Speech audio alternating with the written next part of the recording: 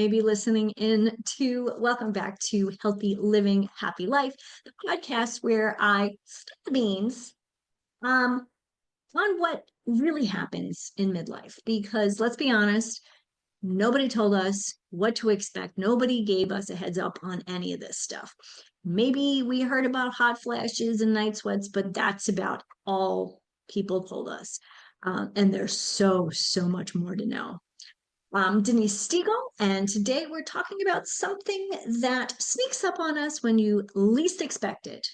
And I call this the Meno-Belly. You know what I mean? One day you're rocking those, your favorite jeans, and the next day you wake up and you look like you got one of those flotation devices around your waist. Now, granted, maybe this doesn't exactly happen overnight. We know that. But slowly and steadily it does creep up on you. At first just kind of like a little pinch. Oh, it can pinch an inch. Oh, but that in menopause is a sign, right? So here's the thing though, it is more than just about weight, right? Menopause changes the way our body stores fat, and these changes are directly linked to heart health, diabetes, and metabolism shifts.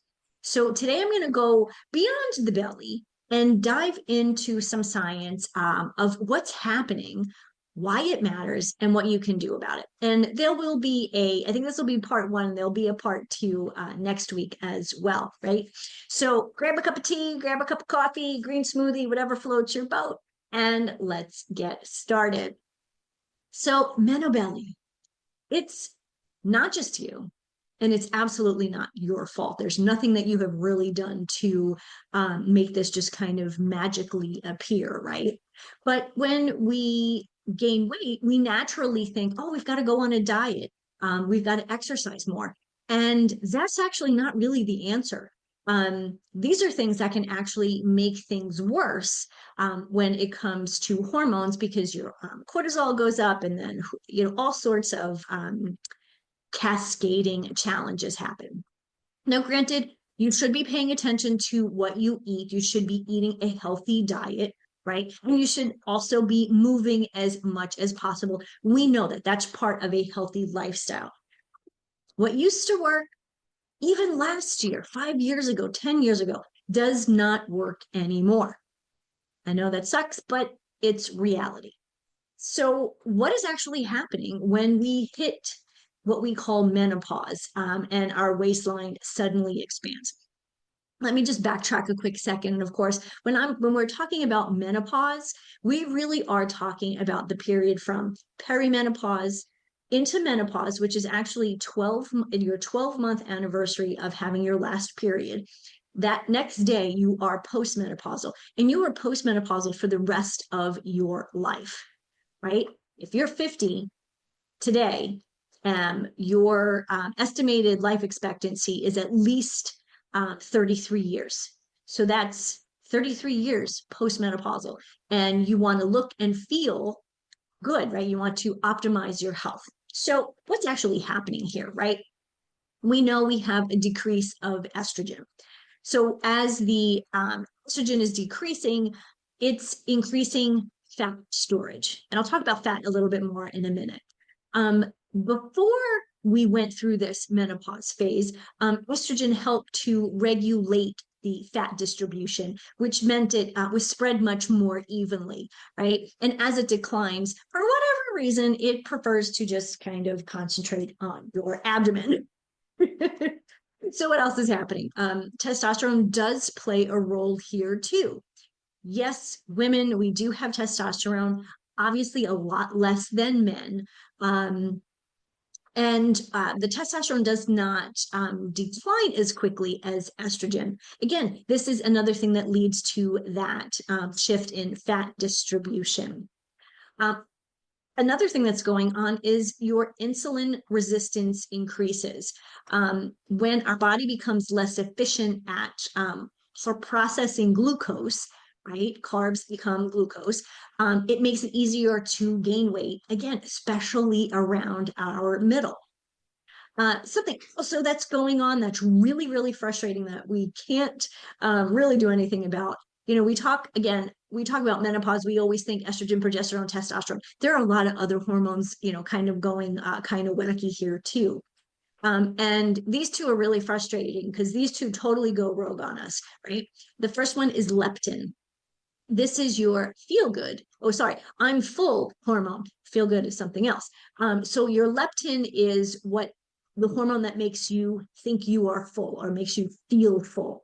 That actually decreases, right? So you're always kind of feeling like you're hungry. On the flip side, the kissing cousin to leptin is ghrelin, or gremlin, as I like to call it, and that's the hungry hormone. And that one increases. So your body doesn't think it's not full on the one hand, and now you're feeling hungry all the time. So you feel hungrier, you crave more carbs, and you have a harder time actually feeling satisfied after meals. Like you could have a regular meal that you'd had many times before, but all of a sudden having that same exact meal, you're not satisfied. You're still feeling hungry. And of course, what is the result here? Meno-Belly. It's kind of like that uninvited guest to the party that just won't leave, right?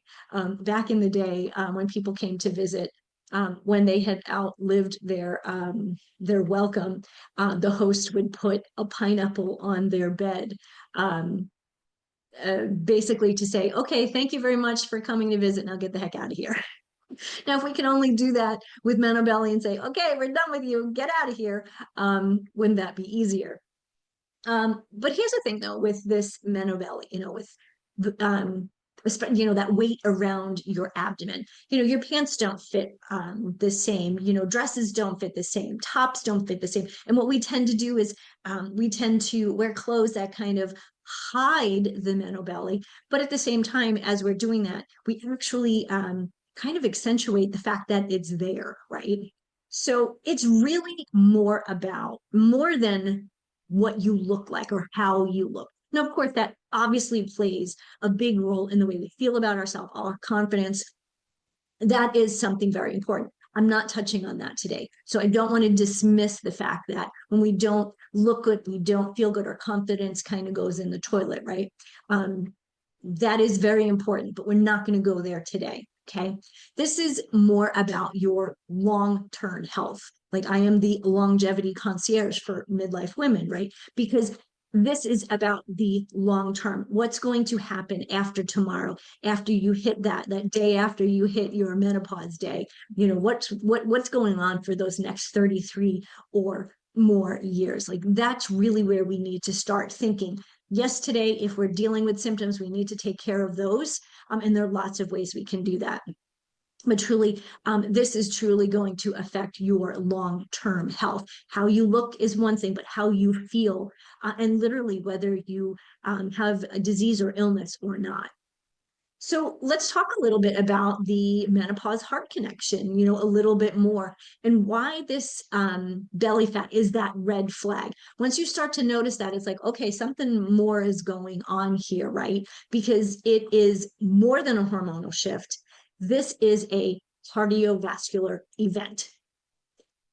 Now, I know that sounds dramatic, but stay with me here. Some of this information is eye-opening because it's not something that we have been told. Now, if you are like me and you've done research, for me, I've done many, many years of research because I started perimenopause when I was in my mid to later 30s and really experienced some serious symptoms.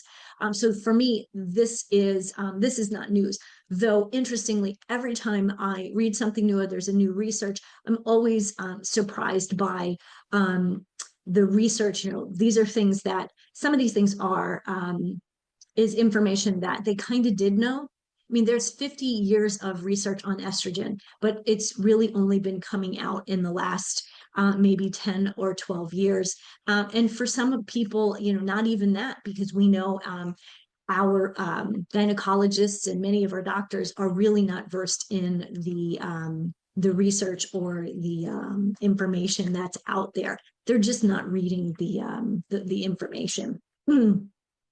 So, did you know that cardiovascular disease is the #1 killer of postmenopausal women? Not breast cancer, so we're all afraid of, right? not osteoporosis, heart disease. So what's happening to your heart during menopause, right? Estrogen protects our blood vessels. Estrogen is a cardioprotector. So when it declines, our arteries become stiffer and less flexible. That increases our blood pressure. As I mentioned before, there are 50 years of studies that estrogen prevents, or more truthful, let's actually use a better term, lowers your risk of heart disease, because nothing is 100% preventable, right?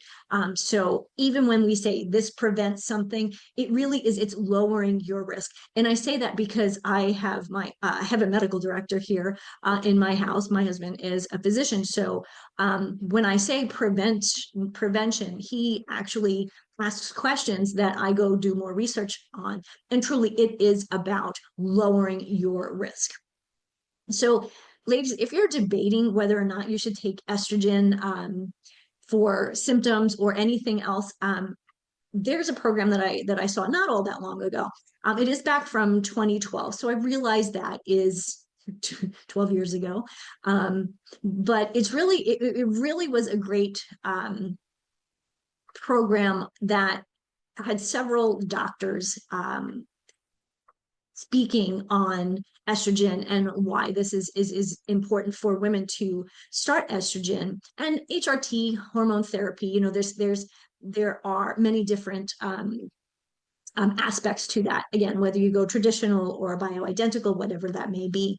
But this program is called Hot Flash Havoc, right? Because that's where we think we start. You know, oh, we're having hot flashes, but that's just, you know, the start of the fire. Let's just say.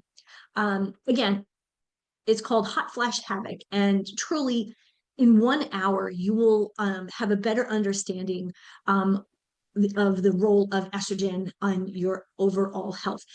Not just that, but how well you feel, quality of life. I know so many older women, my mother included, who have all sorts of minor things, but they kind of add up. One, thyroid disease, your hormones, when your hormones are not doing what they're supposed to be doing, because I mean, let's be real, at some point in the life of a human, you know, we didn't live this long, but we're living pretty long now. So it's really important to understand that the role of hormones in your entire body, I mean, estrogen has something like 400 jobs to do. We're talking about one or two, right? And it does so much more. So really, really an important to understand. Again, it's called Hot Flash Havoc. I did find it on YouTube. That's really the only place I could find it. So please take the time to look at that. I'm always going to be here to give you some statistics and to give you some resources. And this is one that I found really, really helpful based on some of the information. So what else is going on? Like I said, it's just not one thing, right? So your cholesterol levels change. Yep, cholesterol, you know, those, you know, you got to get your good cholesterol and your bad cholesterol. Yeah, your LDL, that's your bad cholesterol, actually increases. Great, right? Not anything you're doing. It just increases, which raises your risk of artery clogging plaque, which can increase your, has your heart pumping harder, which eventually can cause stroke and heart attacks. So, well, that sucks. I don't know about you, but I don't want that to happen. So we need to pay attention to that. And then, of course, on the flip side, your HDL, which is your good cholesterol, of course, goes the opposite way, right? Of course, one goes up, one goes down, meaning your heart has less protection, obviously, right? So the next piece I want to talk about is fat. I mean, that's kind of what we started talking about, right? The Meno-Belly, the fat around the abdomen. So there are two types of fat. Two types. Now, if you're looking at me on video, I just have 4 fingers, 2 on each. Only 2 types of fat. Subcutaneous fat, and that's the fat that's under your skin that is kind of throughout your body. You know, you can kind of pinch it a little here, when you kind of do that, I said before, like pinch an inch on your waist, that's the subcutaneous fat. And that's usually more equally distributed around your body, and can be adapted through your lifestyle modifications, right? If you exercise a little bit more, you do some weightlifting, you'll notice that that type of fat can go away, right? Um, the other type, and this is the not so good type, is the visceral fat. And that is the deep belly fat. And unlike the fat that's on your hips and thighs, and maybe even a little here on your arms, visceral fat actually wraps around your organs. Okay. Important to know. This increases inflammation and can lead to high blood pressure, stroke, and diabetes. These are really not fun things, right? High blood pressure, stroke, this is all heart disease. Diabetes can directly lead to heart disease. Oh my gosh, these things are all connected, right? So we want to make sure that we are cardio protecting, we are protecting our heart health. Now, in some degree, or to some degree, we do need some visceral fat to support the organs, right?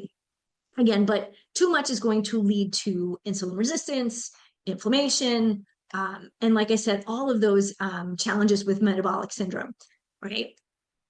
Women who experience menopause and postmenopause actually fight with this more than women kind of in that post menopause, that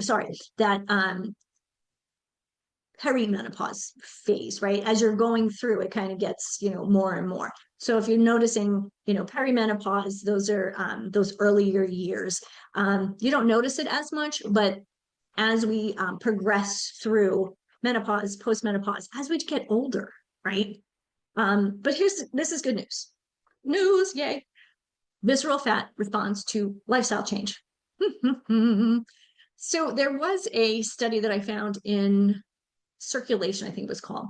And again, it found that decline in estrogen accelerates cardiovascular disease, meaning those years before and after menopause, like I just said. And this is critical for your heart health.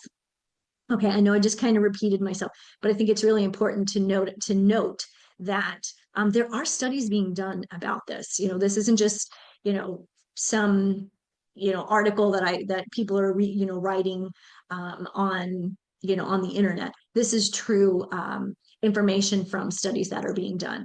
And we're really fortunate that nowadays that there are more studies being done on women, especially women going through menopause.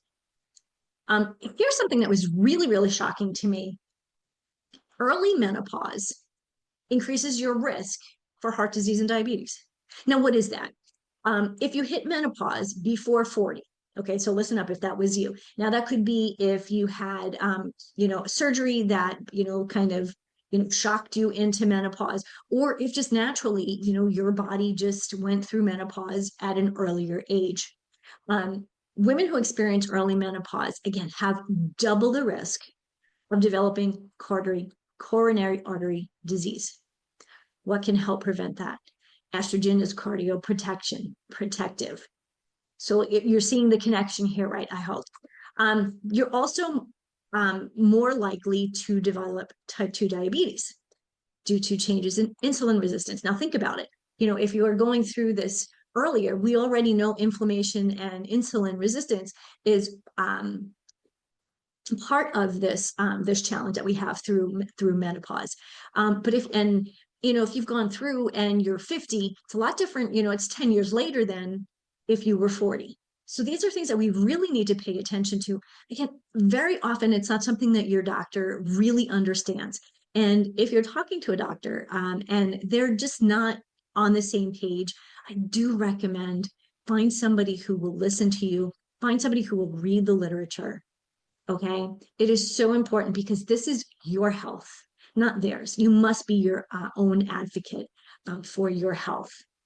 So, of course, there's a study that I found from National Institute of Health, but this particular surgeon whose name I'm not going to say right, or sorry, doctor, Dr. Samer, I'm going to call him Khoudary, Khoudary. Probably should have figured out how to spell to pronounce that before I started talking, huh? He is actually a leading menopause researcher. So I'm doing more research on him, on his research. And he put it this way: over the last 2 decades, we've learned a lot about how menopause contributes to heart health. Hot flashes and night sweats aren't just annoying, they are linked to greater risk of high blood pressure, greater strain on your heart, i.e., coronary heart disease, potentially heart attack, which I started to say earlier in this conversation is the number one killer of postmenopausal women. All tied up in a little nice little bow, right? So when you think menopause, it's just, yes, we are dealing with the night sweats and the mood swings and all of that, but think beyond that. We need to think about our heart and what's really going on. What is taking care of our heart, or the opposite, harming our hearts. So what do we do? Right? This is all great information, Denise, but now what do I do? You're not powerless here. This is one of the things that I think is really important, because I know when my mother was younger and she was going through menopause, though she swears she really didn't experience anything. My sister and I beg to differ. But anyway, they kind of just, whatever the doctor said, they did. And whether she realized it or not, no, she was on Premarin, which is HRT. And around that time, I guess, the women's study, huge women's study, and you'll hear about this, me talking about the women's study many, many times, if you haven't already. They actually abruptly stopped it because there was a lot of controversy around how the study was done and who was doing all sorts of things. What it seems may have also been a contributing factor is money. There you go. I just said it. These are things that we know happen, right? But what we're finding is that people are studying menopause more, older, mature women. Now, again, the study, the women's study, just to mention, they were really focused on heart disease and breast cancer, but their people were put on estrogen at a much later age. So the women that I'm talking to here, ladies 45, 50, 55, 60, depending on where you are in your phase of menopause, they do say within 10 years of menopause, that's kind of the sweet spot for taking estrogen. Now, there was a lady on that program that I mentioned, Hot Flash Havoc, who is 80 years old, and she's still taking estrogen. And listen to her, because her conversation is really poignant.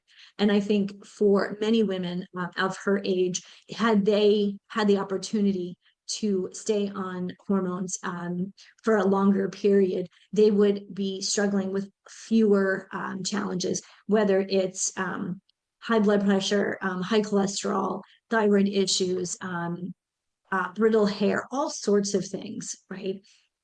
But anyway, so like I said, you're not powerless. You can do something. And so here's just a couple of quickie things. And again, this will be part one. There'll be a part two. The first and foremost, and I've heard this so many times, and as an athlete, I've always paid attention, but not as closely as I did when I really started to experience menopausal symptoms. Now, again, I started experience perimenopause at 37, but I was in my early 40s when I started to really struggle. So strength training, non-negotiable, ladies. And I don't mean just picking up a 5-pound weight. I could do this. No. Now, I'm not saying that you need to, be a Olympic weightlifter, but your muscle mass naturally is going to decline during menopause, especially post-menopause. Lifting weights will reverse that. And you can't reverse it when it's gone so far. When you've completely lost all your muscle mass, you can't build it. But you can keep it, you can actually keep yourself from losing it, right? If you're doing strength training now, at 50, and I'm going to just keep saying 50 because 50 is kind of a round number, right? If you start your training now, hopefully you've been doing some weight training, but at this stage, this is where you need to start. I would recommend find somebody who understands weightlifting for menopausal women, because it's different. It just you need something different. Again, I mentioned earlier, what worked then doesn't work now, and you even need to strength train very differently. Why do we want more muscle? One, we look good. We look better when we have more muscle, right? But more muscle equals a higher metabolism, equals less belly fat. Go back to the belly fat, right? Go that Meno-Belly. We get rid of the Meno-Belly. So it's recommended a couple of times a week, 2-3 times a week, can reduce visceral fat. Again, as menopause is different for all of us, training is going to be different for you too. And again, depending on where you are, if it's perimenopause, you may feel you have less energy than you do when you're postmenopause. I mean, it's crazy how everybody just experiences things very, very differently. So you need to find what works for you. And this is the number one thing that I talk about all the time, really. It's eat real food. You need to balance your plate to balance your hormones, right? And we can balance our hormones as much as we can with our food and our lifestyle.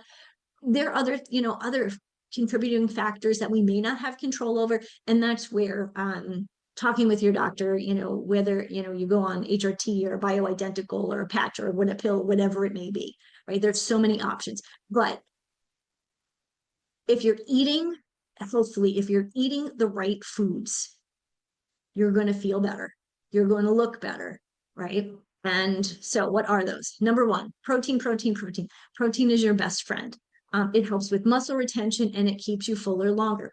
Now, I was always one of these people who wanted to be a vegetarian, and I do follow still a very plant-forward diet, but I make sure first and foremost, I get my protein.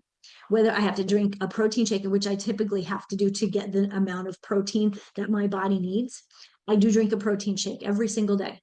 I tend to like a cleaner protein shake, and this one that I really like is a plant-based one.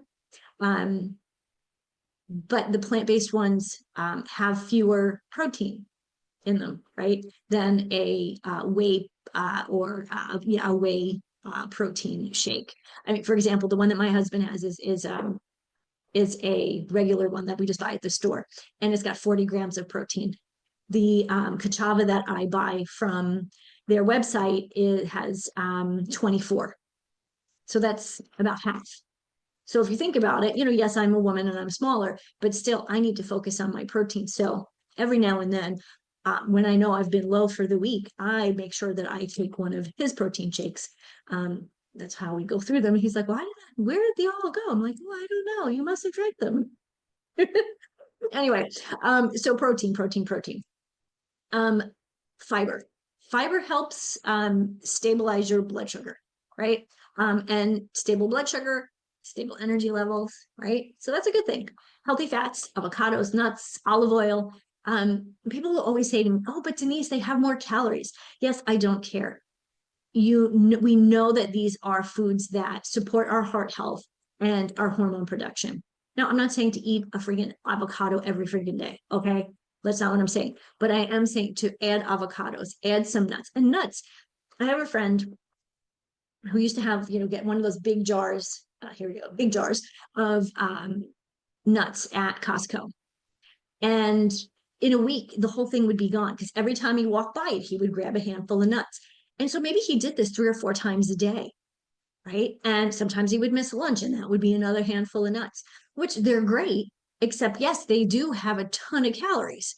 So, when it comes to calories, you have to make sure that you're balancing, as I started to say, balancing your plate to balance your hormones, right? You can't just be eating fat. You need to be eating some protein, and you do need carbohydrates, which is the next one. And that is, you want to get rid of the refined carbs and simple sugars, which spike your insulin or some body fat, right? Instead, you want to make sure you're eating whole grain carbs, your healthy carbs, your fruits, your vegetables, your whole grains, your beans and legumes, seeds and those kinds of things, right? Those are the healthy carbs. I mentioned a few minutes ago that, in my heart of hearts, I want to be plant forward, or plant-based. Well, guess what? If I'm eating these healthy carbs, I am plant forward. Right? I'm focusing on them as well as my protein. I know the amount of protein I need to get every day. I do try to get a close to 100 grams. Now, sometimes it's closer to 80 grams, and I'm okay with that. So that is important. But when I'm making a meal, there absolutely has to be veggies along with that protein and a healthy fat. And with your healthy fat, if it's olive oil, you just need a little bit of olive oil.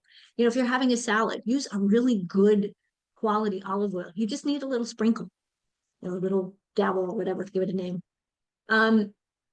So the third piece, when it comes to some of the things you can do, and I said this before, you want to move more, sit less. So I'm sitting down now doing this podcast, and it's about 3:30 in the afternoon. I sat down about 25 minutes ago when I started this podcast. The rest of the day, I have a standing desk. The rest of the day, since I got down to my office, I've been standing. Now, when you're standing, think about this. I'm not standing still like a soldier. I don't know how they do that, by the way. I'm kind of moving, from one foot to the other. I'm not necessarily just, standing like a soldier, but I'm moving. There is movement there. And if you just 30 minutes a day, can lower your blood pressure and help with weight management. Now, I always recommend a little bit more than that, but if you're just starting, you got to start somewhere, right? The other thing that I think is really important, and this is something that I'm not always great about, stretching, flexibility. So yoga, Pilates, those are great things to keep your joints happy, basically. They're low stress. Even swimming is a full body exercise. But it's easy on your joints because, you're buoyant in the water, right? And then the last piece I'll just mention is managing your stress. Earlier I said, we think of estrogen, progesterone, and testosterone are really the hormones in question, but there are so many more that, I mentioned ghrelin and leptin. How about cortisol? Yes, cortisol affects your belly fat. I mean, it's kind of like, when you have a lot of stress and a lot of cortisol, it's like, cortisol belly magnet. Oh my gosh, it just sucks right there. Chronic stress increases cortisol. Now, so many of us are running ourselves ragged. We're busy doing this, going here, saying yes to things that we don't really enjoy or are that interested in. We're constantly looking at the news and looking at social media. And all of these things increase our cortisol because it's stressful. I mean, I don't know how many times, and I'm pretty good about not looking at my phone most of the day. In the morning, I will take a look at social media, see what I need to do for my business. But the rest of the day, because it's all a bunch of crapola. Like there's nothing on social media that I really need to know. Now, if I need news, things like that, I know where I can find a good source of news. But I go and it's on for 1 hour, maybe a half an hour, and that's it. Right? We need to learn how to step back from all of the noise and all of the stress that we can't control. Right? And when you do feel overwhelmed by the news, by the conversations that we're having today, by social media, stop, slow down. Deep breathing exercises are great. Deep breathing exercise, just deep breathe, breathe deeply just once. Ready? I already feel better. I get myself up in a tizzy because I'm so excited to talk to you about these things because it's so important for you to have knowledge. The knowledge that you have will help you to live better, feel better, and really be able to enjoy your life, today, tomorrow, and in those 33 years plus post-menopause, right? So I guess the to wrap up this particular podcast, everyone, with all of these changes in your hormones, it's really important to transition through menopause with good information and tools in your toolkit, right? Information is key. Also, knowing your body, listening to your body, paying attention to your body. These are the things that only you can do, right? I'm obviously here to help or support you, point you in a good direction. Um, if today's episode resonated with you, I'd love to hear from you. Please leave a comment, subscribe, and more importantly, please share this with any woman you know who needs this information. Okay. Just before I go, just want to mention my monthly menopause wellness series called Hormones to Harmony. We go way deeper into myths, facts, get your questions answered, and honestly, find a place where you feel like you're not alone. Because, ladies, there are something I had to wrote this down yesterday. 1.2 billion women in menopause. Why are we going through this alone? With all of those people, your best friend is going through menopause. Your sister is probably going through menopause, right? They may be experiencing something completely different, but it's all menopause. And each one of us, whether their symptoms, whatever symptoms they have, we all need to understand how this affects our heart health, our bone health, and of course, our mental health. So um, Hormones in Harmony, the wellness series, that's once a month. It's the first week of every month. Please go to my website and find out a little bit about that. If you'd rather have a personalized strategy call, please do that. Let's schedule some time together because your best health starts today and only you can take that step. So until next time, ladies and a few smart men, stay strong, stay informed, stay fabulous, healthy living, happy life. I'll see you next time.